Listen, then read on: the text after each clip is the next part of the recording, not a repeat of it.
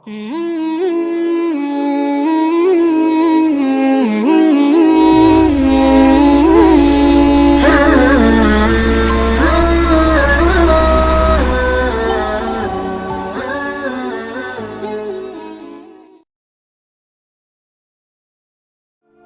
perjalanan baginda Rasulullah Shallallahu Alaihi Wasallam ke kota Taif. Selama 9 tahun sejak masa kerasulan, baginda Nabi Muhammad Shallallahu Alaihi Wasallam telah berusaha menyampaikan ajaran Islam dan mengusahakan hidayah serta perbaikan kaumnya di Mekah.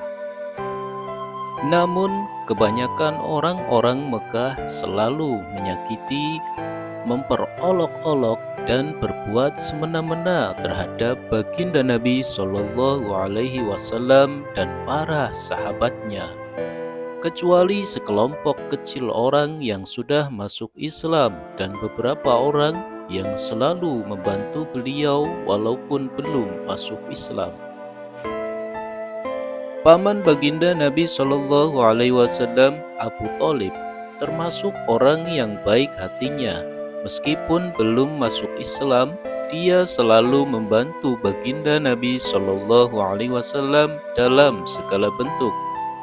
Pada tahun ke-10 kenabian, ketika Abu Thalib meninggal dunia, kaum kafir mendapat kesempatan untuk mencegah perkembangan Islam dan menyakiti kaum muslimin secara lebih leluasa.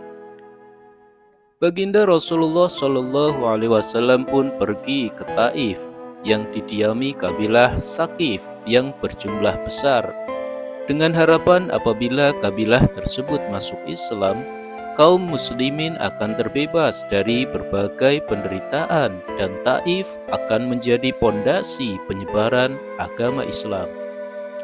Setibanya di Taif, baginda Nabi Shallallahu Alaihi Wasallam langsung menemui 3 orang yang ditokohkan.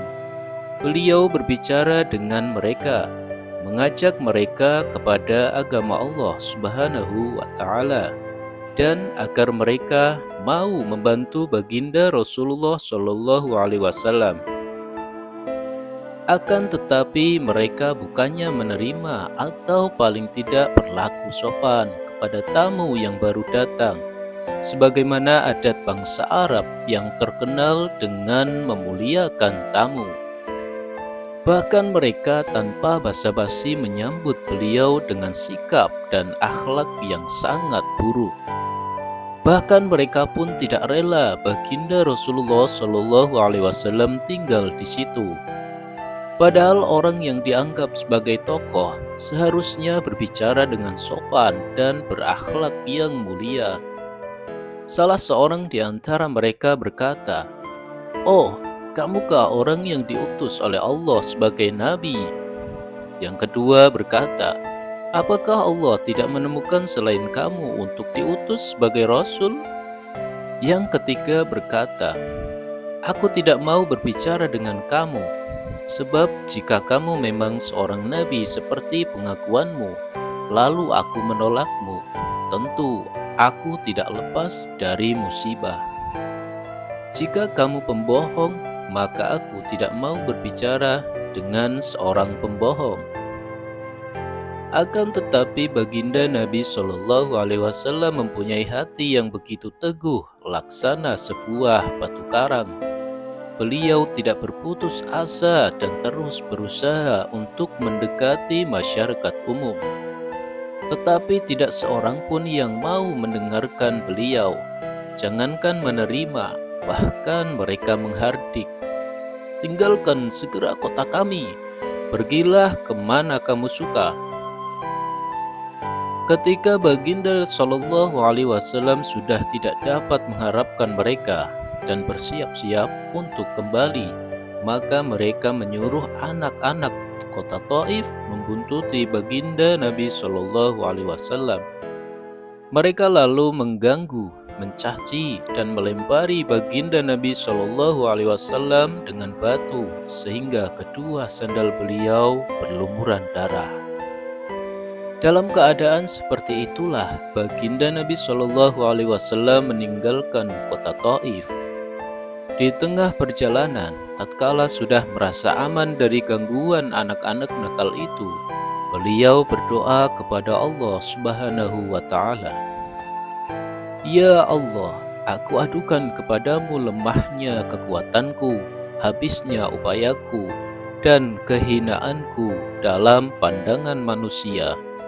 Wahai yang Maha Penyayang melebihi sekalian penyayang, Engkaulah Tuhan orang-orang yang tertindas, dan Engkaulah Tuhanku. Kepada siapakah Engkau serahkan diriku? Kepada orang asing yang akan memandangku dengan muka masam, atau kepada musuh yang Engkau kuasakan kepadanya segala keurusanku, atau kepada musuh yang Engkau kuasakan kepadanya segala urusanku? Tiada keberatan bagiku asalkan Engkau tidak murka kepadaku. Perlindunganmu sudah cukup bagiku. Aku berlindung kepadamu dengan nur zatmu yang menyinari segala kegelapan, dan dengannya menjadi baik segala urusan dunia dan akhirat. Aku berlindung dari turunnya kemarahanmu kepadaku atau kemurkaanmu kepadaku. Aku sanggup berbuat apa saja hingga Engkau ridho. Tiada daya dan upaya melainkan denganmu.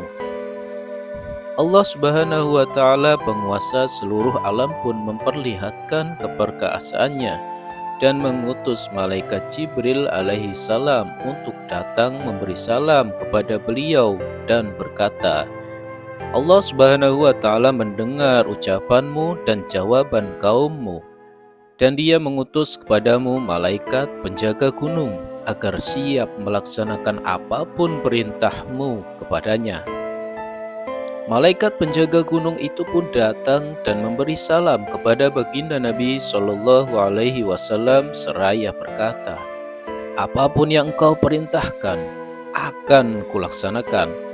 Bila engkau sukai, akan kubenturkan gunung-gunung yang ada di sekitar kota ini, sehingga siapa saja yang tinggal di antaranya akan hancur binasa.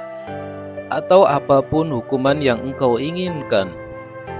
Baginda Rasulullah Shallallahu Alaihi Wasallam yang bersifat penyayang dan mulia ini menjawab, aku hanya berharap kepada Allah Subhanahu wa Ta'ala, seandainya saat ini mereka tidak menerima Islam, semoga kelak di antara keturunan mereka akan lahir orang-orang yang menyembah dan beribadah kepada Allah Subhanahu wa Ta'ala. Demikianlah akhlak baginda Nabi Shallallahu Alaihi Wasallam yang mulia. Kita mengaku sebagai pengikutnya, namun ketika sedikit kesulitan atau celaan menimpa kita, kita langsung marah, bahkan menuntut balas seumur hidup. Kezaliman dibalas dengan kezaliman, sambil kita terus mengaku sebagai umat baginda Nabi Shallallahu Alaihi Wasallam. Meskipun mengalami penderitaan dan kesusahan yang berat, baginda Nabi Shallallahu Alaihi Wasallam tidak berdoa buruk dan tidak menuntut balas. Wallahu a'lam bishawab.